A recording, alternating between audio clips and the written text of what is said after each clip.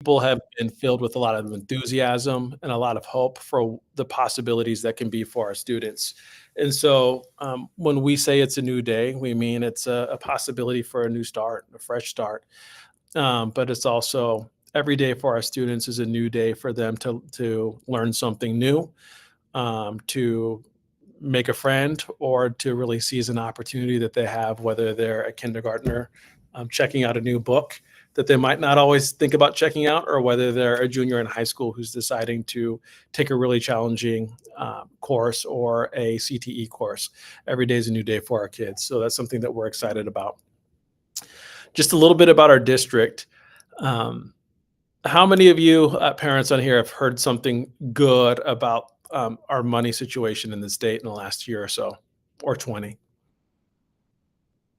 Didn't think I was gonna get any hands raised. I'm not sure if I would get any hands raised if there was a good news. I I gotta do something to get this group excited. So, to that end, um, as we know, money has always been a challenge, and that's why, the PSO, I think, sometimes does the work that they do to raise money so that kids don't miss out on experiences.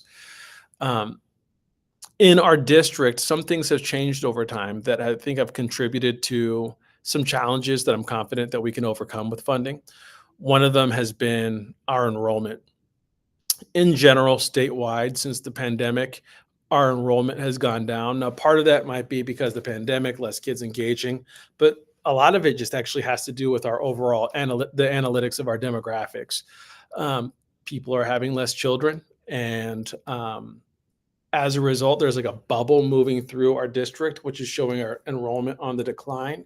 For context, about 5 years ago, we had over 12,000 and now students, and now we're at 11,000 students, 11,100. And so, what does that mean for us? Well, for us, we get our funding based on a state school fund, which is based on enrollment. So if our enrollment's down, we get less funding.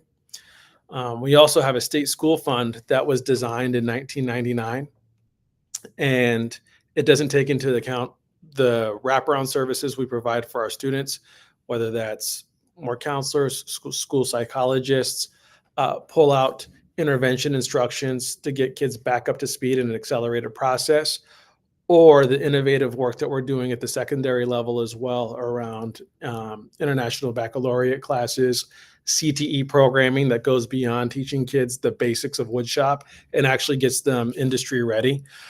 All those things cost money. We have more students coming into our school who are have conditions that make them medically complex or medically fragile, and we want to make sure they're able to engage their education without missing out on really important experiences. And so, the result of that is that we have our ending school fund balance is going down just a little bit, and we know that we can get through it, but to do so, we're going to have to be really thrifty and really intentional with how we're spending our money. At this point, I'm comparing this to potentially having, I don't know how many of you have a subscription service that you forgot that you had, or maybe you have multiple subscription services. You have Disney Plus, HBO Max, ESPN Plus, and the New York Times, and you decide we need to consolidate a little bit without missing out on what our needs are, right? So that's kind of what we need to do with our schools. We need to look really intentionally. What is our programming? Do program inventory. What are efficiencies? How are we spending our money on contracted services? What are some things that we can maybe modify on how we're spending? And through those processes, we hope to be able to overcome some of our spending needs or our deficits. But at the end of the day, we're 86% people, right? And so we're hopeful that we could get through this without making so many hard choices. Now, why am I spending the first 5 minutes of me talking to you talking about money? Well, because we really need to get input from you all and input from the community.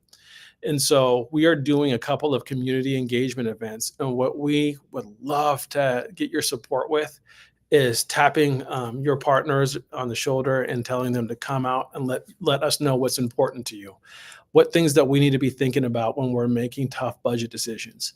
Is it around class size? Is it around specialty programming, is around extracurriculars, is about athletics, whatever it might be. We really want to know from you all so that we're getting authentic community engagement and input as we go to the plan for not just next year, but many years to come. So those are some things that we want to make you aware of. Also, we have this November, we have a local option levy that we're going for renewal on. A local option levy is different from a bond. A local option levy is something that we've been doing for over 20 years. It provides $12.6 million per year, which is for learning. So this is a way that we're able to get up to 100 teachers, or 1 out of every 6 of our instructional staff come from the local option levy. And in Tigard-Tualatin School District, it's a way that we have been able to maintain manageable class sizes and also provide a lot of courses around interventions, electives, et cetera, that our students enjoy and really benefit from. So if you can get that word out to people that we have a local option levy, we would love for people to get out there and vote one way or another, however they choose to vote. We just want people's voices to be heard. And that's it. Just to wrap up, I just want to say I'm really happy to be here. I'm seeing some faces now of people that I have at least emailed with or spoke with on the phone. So it's a good way to put the name to the face. And I'm happy to be here. Thank you.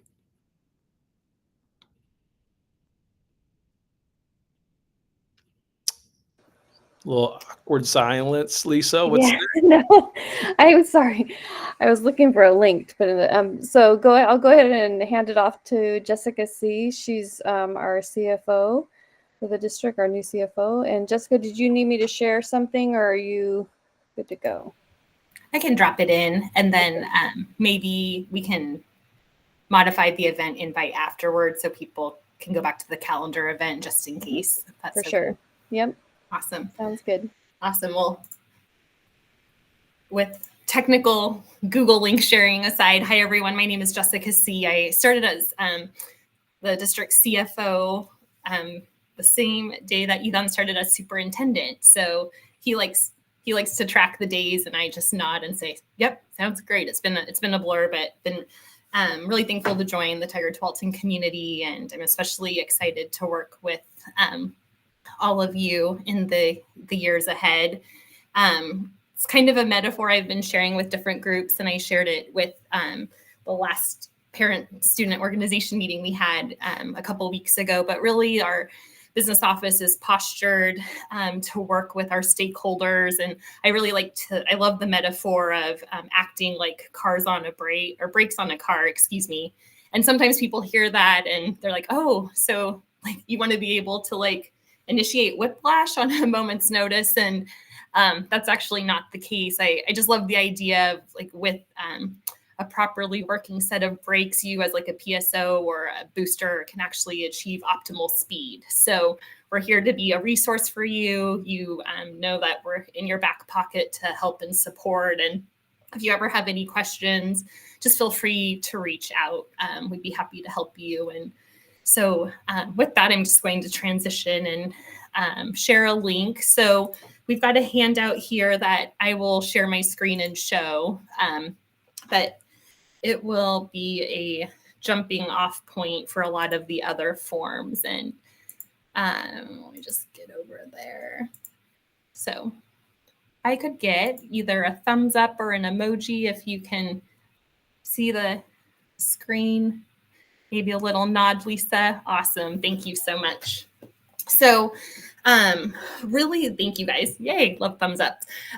So really, we're excited to meet with you and just ensure specifically your 24-25 school year is as smooth and successful as possible. And one of the reasons why we have this fall meeting is to go over just general guidelines and resources that are available to you as leaders in your parent-student organizations. But we also have a very practical point with the timing of this meeting, and that is to gather as much information as we can about your 24-25 events so that we can use or present those items to the board so that they, especially if your PSO wants to utilize the district's insurance and have them labeled as district sponsored or endorsed events. I like to call this PSO Croctober, where, kind of with a crock pot, you can set it and forget it, kind of working with all of you and accumulating all of this information at the beginning of the school year just kind of checks that box of going to a board meeting. And so we've received a couple of emails about this fall organizational schedule, and this link has been open for a while. So if you've already had a chance to hop in and work through it because you've worked with your PSO for years, thank you in advance. If this is your first time, we're going to go over what this process looks like. I just want to emphasize that the board is scheduled to approve all of these items on Monday, October 14th, so a week from today. And so because of that, we are asking for you to complete the form by Wednesday, October 9th. And we'll talk a little bit about options that you have.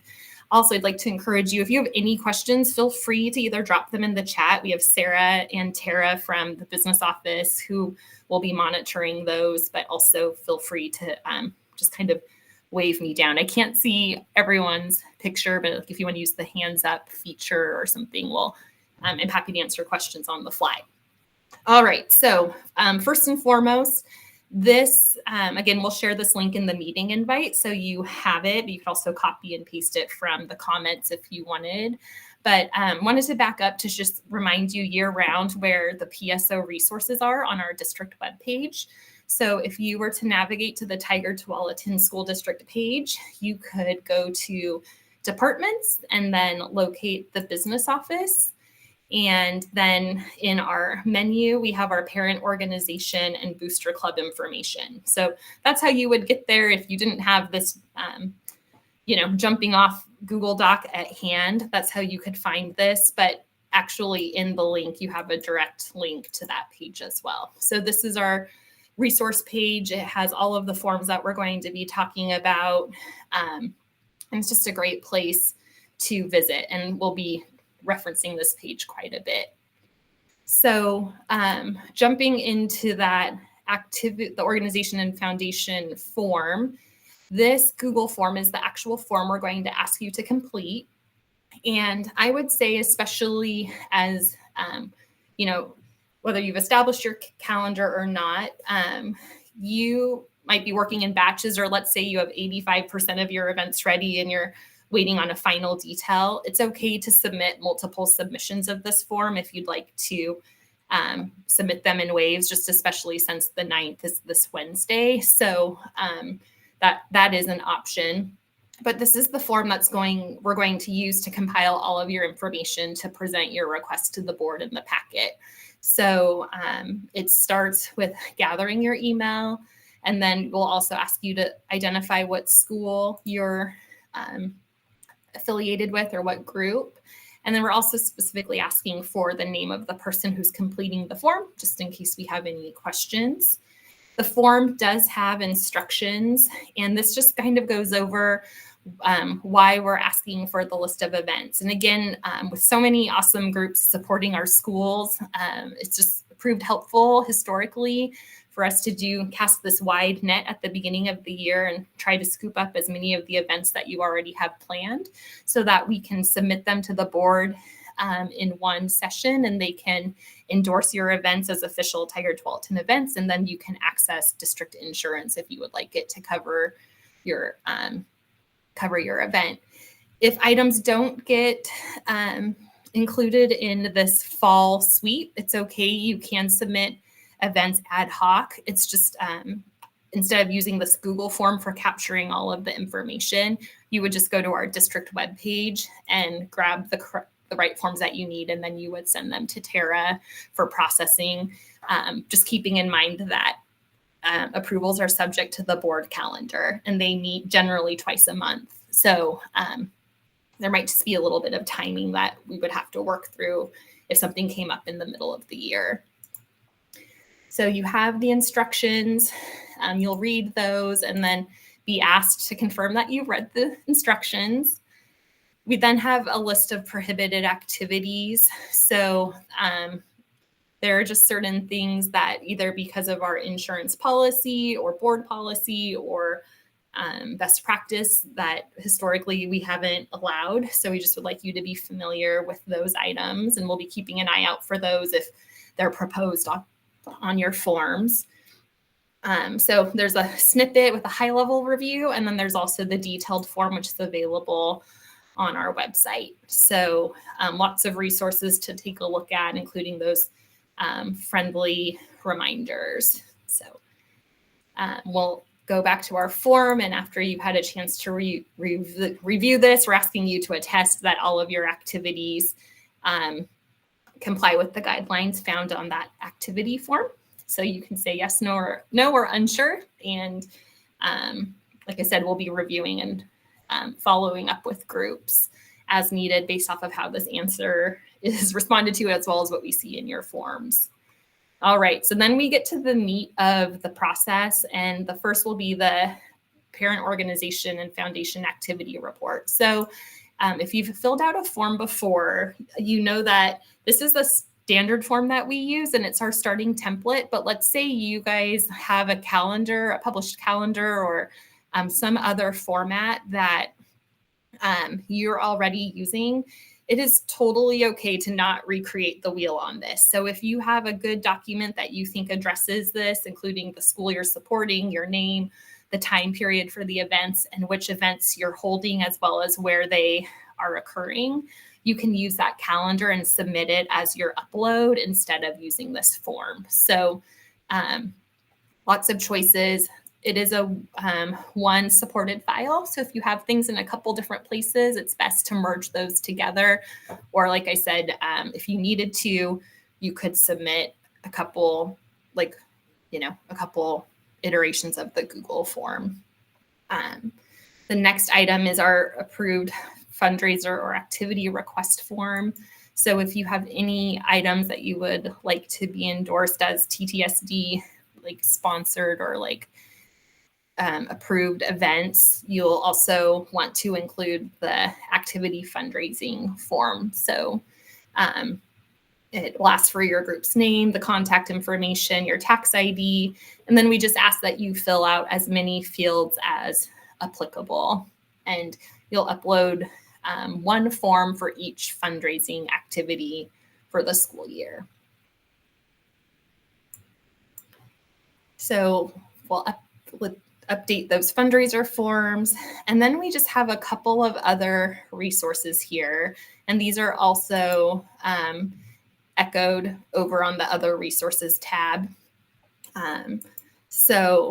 We provided them here just because later this week that Google form will be closed. And so we just want to make sure you have access to all of the links. But one of the items is just keeping in mind as you are buying things for schools and, utilizing all of those hard-raised fundraising dollars, that we do have a district purchasing policy. So if you've worked with the district in the past, and specifically if you've wanted to access a district cooperative or price agreement, you might recall that the small purchasing threshold used to be $10,000, and that would be the threshold that would require receiving 3 quotes.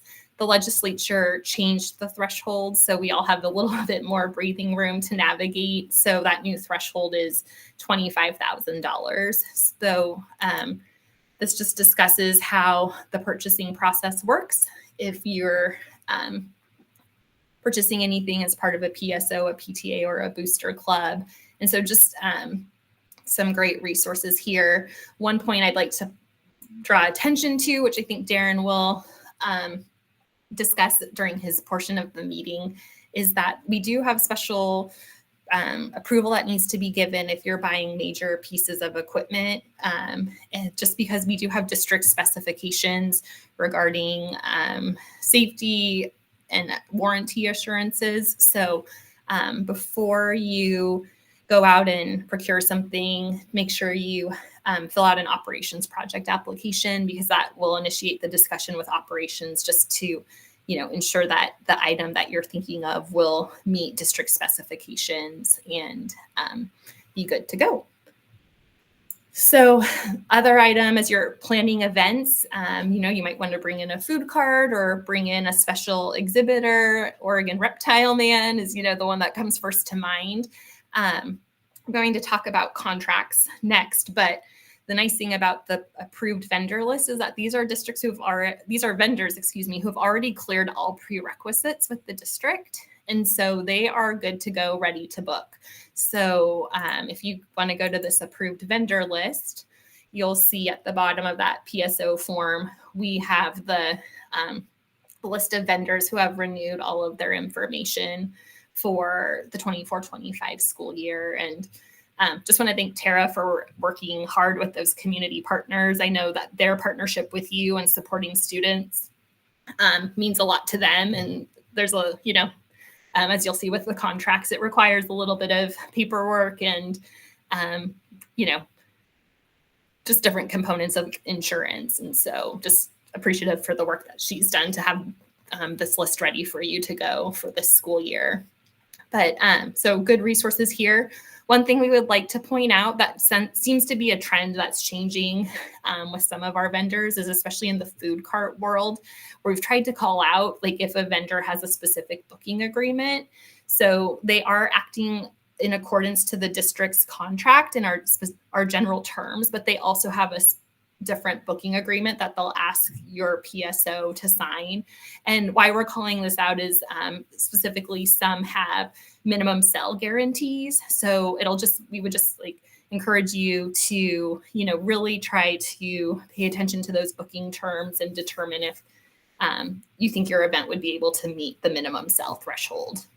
So those are our approved vendors. And then of course we have our contracts. So if you would like to, especially as we work with you on procuring goods or services that you're using in the school, or if you would like to do them under the TTSD banner, we will use our professional services contract template to engage services. And so specifically, this is the page that provides guidance. We have our model contract here.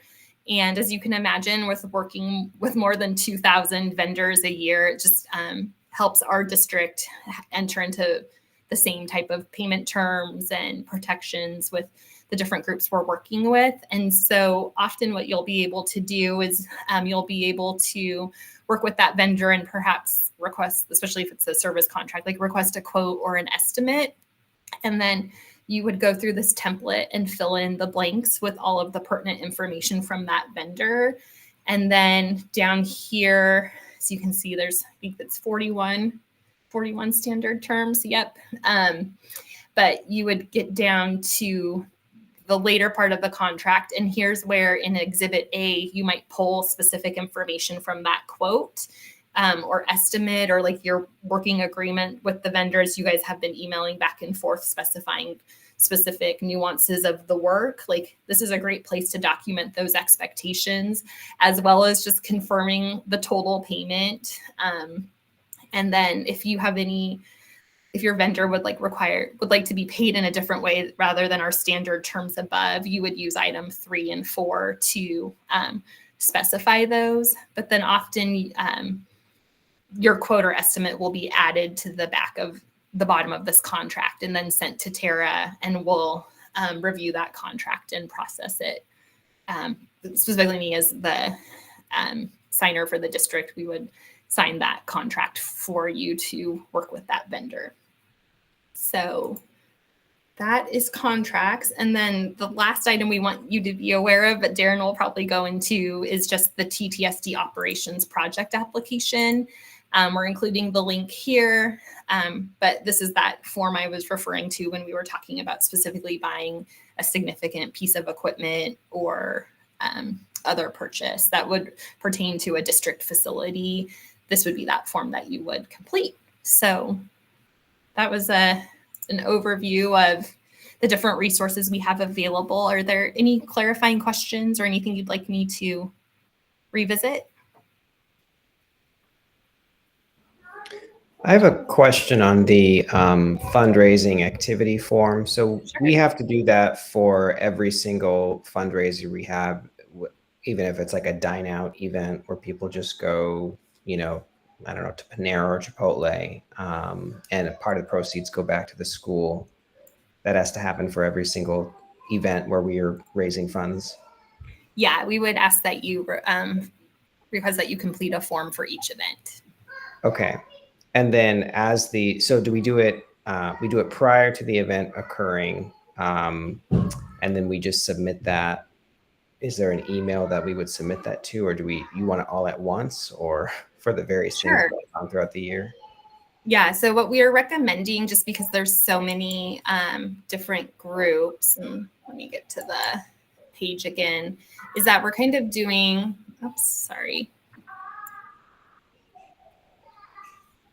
we're kind of doing the sweep. So we're asking that if you have your calendar of events ready, and Tara, please feel free to jump in and correct me. If you have your calendar of events, we would ask that on the Google form, you submit the activity form, which is, I mentioned, we could take in multiple formats. And if you have any fundraisers listed at this time that are going on that activity form, that you would also complete the specific fundraiser request form that has further details about what you're doing. Okay, that sounds good. Thank you. Yeah, thanks. So I have a question. So those no longer go through our individual school; they just go through the district. Can you clarify? Sorry. So last year, when we were requesting to do fundraisers, we were doing like a request through the school administration at like Tualatin High. Got it. So most likely on the back end, they were sending them here at the district office to also have our signature. So I guess I would say if you are doing kind of the fall, using the fall mechanism for like board approval and kind of doing beginning of year approvals, you could do those here. But then, yeah, if you have another event that comes up, you can grab that form and submit it to your school contact, and they'll most likely still circulate it through the business office for approval as well. okay, thank you. Yeah, of course. Thanks.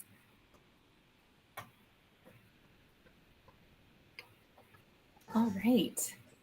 I'm going to stop presenting then, and Lisa, give it back to you. Thanks all.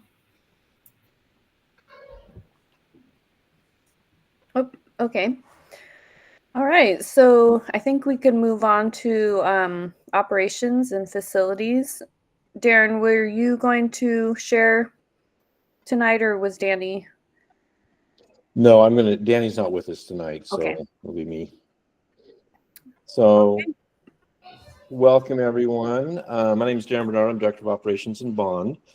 This is I think my 28th year in the district, so been here for a long time. Had 4 kids go through the system and through all the Tigard-Tualatin schools and stuff. So, long-time community member and worked for the district. So, glad that you guys could join us. We could not do it without our PSO parents involved. They add so much to our schools. So thank you for what you do. I'll try to be quick. Danny, who is our facilities, you would go through Danny Gabaza when you're trying to schedule anything with our facility use. So she wasn't able to join us tonight. So she left me some notes. So I'm going to kind of go through these real quickly. Most of you probably have already spoken with Danny, or you go through the school contact to reserve space. So just for those that are new maybe, and just a reminder, building use, if you want to book something, go through the building use secretary at your school. They can go ahead and arrange it. We want to make sure we get everything on a calendar, because there can be a lot, especially the high school, there can be a lot of events at one time, and we want to make sure there's not a conflict. So if you PSO, you want to have an event in the commons, at a high school, there could be lots of practices that can conflict. There could be outside activities and things like that. So we want to make sure we get everything in a calendar so we know all the events that are happening at each one of our sites. So please go through your building use secretary at the building that you represent. And then if you have any questions, Danny's available and she can walk you through anything that we talk about today, or if you have additional questions. If you sign up for event and you happen to cancel it, please make sure you let Danny know or your school know.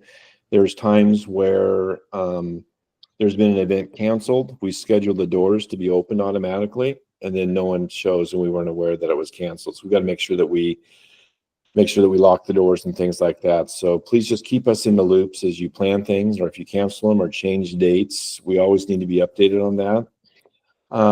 Just know all your monthly PSO, PTA meetings, art literacy, those will be staffed at no cost from the folks in the building.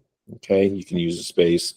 Up to 3 PSO sponsored events like movie nights, carnivals, things like that go beyond 6:30. Those won't be there'll be no cost to those either. Those are planned through your school. We'll have custodial support there for up to 3 events. It goes beyond that, you need to be scheduling those, Danny. There could be a charge for custodial if you start having a lot of evening events. And then there would be a charge for custodial if it's an evening event, or not evening event, a weekend event, because we would have to pull someone in and pay them overtime to cover that event. We need to make sure if there's a weekend event, our schools are ready to go on Monday for all of our kids. That means bathrooms need to be cleaned, garbage is out, spaces clean, things like that. Okay. Any questions on that at all before I move on to? Nope. Okay. So Jessica mentioned project application and kind of showed you one. And so we kind of have 2 things. There's work orders and project application. So work order is something that can be put in, the school typically puts that in, or a teacher, someone connected to the school. That's if something's broken. Okay, so a work order is to fix something that's broken. A project app is for everything else. Anything you want to do to the building, anything you want to add. Jessica mentioned if you want to do furniture, add a picnic table outside or a bench, all that requires a project application. We have a lot, there's Danny. We have a lot of requirements that we have to go through as far as it's got to be commercial, like furniture needs to be commercial quality. When we place things outside, we got to make sure we have ADA accessibility. Fire marshal usually comes and inspects a lot of things. So just include us. We want to be your partner when you're planning. So, but remember, if it's broken, work order, anything else, you want to paint a wall, you want to add a school garden, you want to add irrigation, you want to add any of those all require a project app. And one thing just to be aware of, that sometimes it seems like a pretty simple project, but it might trigger some other things, whether it's permitting. For example, we resurfaced Bridgeport, a couple of elementary school not covered areas, but outside play areas, right? So the blacktop resurfaced, didn't add any blacktop, just resurfaced, and did that at Bridgeport, did it at Byram, did it at Mary Woodward. Those originally about $100,000 roughly project, but because we're changing something to that school, we had to come current with current guidelines for the cities. And so our clean water service swells that collect water weren't large enough to today's standards versus when those schools were originally built. So that $100,000 project at each school became about a $500,000 project at each school, because we had to enlarge these, the swells that capture water, put fencing around them, stuff like that. Oftentimes a simple structure could be a shed, could maybe trigger that. So always check in with us. We'll guide you in that process.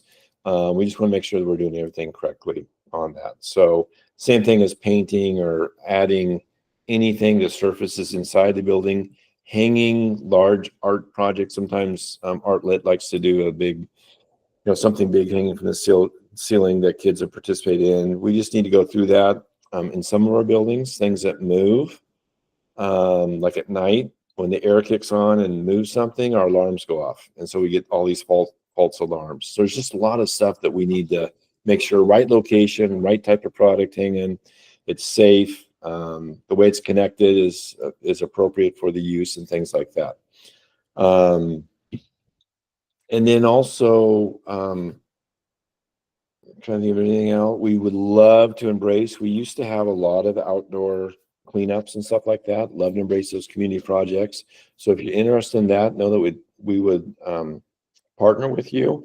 Oftentimes we can offer, a lot of times you have your cleanup on a weekend event at a school.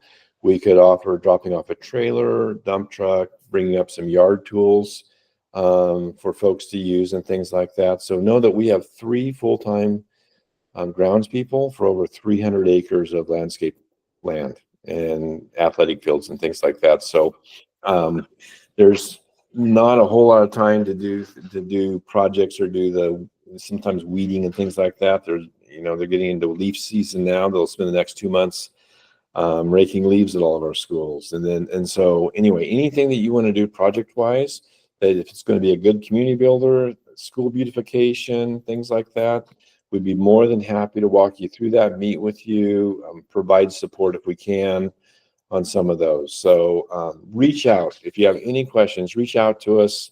We don't want to be the no guys, but we also want to make sure that we're doing it right, and that you don't start down a project, spend a bunch of time into it, and then find out that we possibly can't do it for certain reasons. Okay. Any questions at all? I'm going to try to be short tonight because I know it's getting late. No? Feel free to reach out to me, email me, resources. Lisa, maybe we can put some links and stuff. I know there's some of our information is in there. On the operations website, district website, under the department operations, we have a lot of information on there, and for any projects you want to do, project app that Jessica mentioned, things like that. Okay. Well, Yeah, Lisa, I added the link. Yeah, I added the link to the chat. And then, just reach out to the operations department with any questions you would have. I'm Lisa Burton. I work in the communications and community relations department, and I'm going to introduce our new director, Alex Pulaski. He's just going to share a few things about what's happening in regards to community engagement. Good afternoon. Thanks for coming. Thanks, Lisa. So Lisa and I work together in communications and community engagement. I'm at week 6, or maybe it's week 7. It's all kind of a blur. It happens really quickly around here, but glad to be here. We had the chance to meet with some of your peers from around the district a week or 2 ago. I'm glad that we have a chance to meet virtually with you as well. We view you as fantastic partners in the work that we do. Really appreciate the opportunity for interacting with you all. I don't know, Lisa, and when we met in person, you were able to share with our friends my email and your email. Is that something that we could do either at the end or along the way here? If not, I'll just yell it out. What do you think? Working on it? Yes, I'm working on it. I'll get it here. So definitely want to make sure that you all have an ability to access us. Among the things that we have going on is, as Dr. Udo mentioned, we have option levy vote coming up on November 5th that will bring in, if passed, about $12.6 million, and will fund about 100 teaching positions. Oh, thank you, Lisa. So these are ways that, I don't know if that's the best way to get there. This is on our website, but yeah, you can always reach me via email at first initial A, last name Pulaski, Pulaski, at ttsd.k12.or.us. And Lisa's would just be L. Burton at the same. And my phone number's there. There you go. Thank you, Lisa. So again, on the option levy, $12.6 million, about 100 teaching positions. That's roughly 1 in 6 of every teaching position within TTSD is funded by this option levy. It's passed, it's been approved every 4 years since the year 2000. So we have a PAC that's working to promote that, but definitely want to make you aware of that vote coming up and ask you to share that information with your folks at the school site level. Thank you. Lisa's sharing the FAQ that's on our website about the option levy renewal. We also have a couple of what we're calling community conversations coming up. We've had two already, one at Bridgeport, one at Tualatin Middle School. The next two that are coming up are on October 23rd at Tualatin High School and October 30th at Tigard High School. This is a great opportunity for you and other parents to show up, have a conversation, thank you, Lisa, with our superintendent, and as well as seeing some of our admins, principals from those schools and their feeder sites will be there. You get a chance to learn about our budget, learn about our priorities, learn a little bit more about Dr. Udo and what he's prioritizing. And we want to hear from you and your peers. So we have some questions that we've prepared. We have a means of gathering your input through some tabletop conversations. And we're excited about the chance to interact with you. The last one went really well, had some great conversations, some great questions from people. So we'd hope to see you there either again on the 23rd at Tualatin High or the 30th at Tigard High School. So thanks for letting me talk to you all, and please be in touch. We are here to help you in this volunteer work you do, and thanks for advocating for kids. Yeah, and definitely if there's anything that we can help with, we have an activities page on our website that you can send us information, flyers for things that you're promoting that are more district-wide. We're happy to share, and then we will share with your feeder schools and with other schools. And then also just supporting the work that you're doing, anything that we can do to support you, just don't hesitate to reach out. Thanks, Lisa. I want to interject just one other thing real quick, which I should have at first go around. So we're also longer term looking at a general obligation bond for the May 2025 election. We're engaged really deeply in that work, and you'll hear a lot more about it in the months to come, and definitely welcome your input around that process. Thank you. Definitely. Are there any additional questions for anybody here? All right, well, we want to let you get back to your evening, and we'll send out a follow-up email with the links and information we covered, and people that were not able to make it tonight.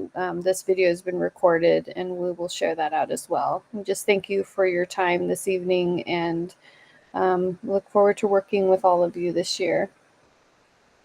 Have a good night.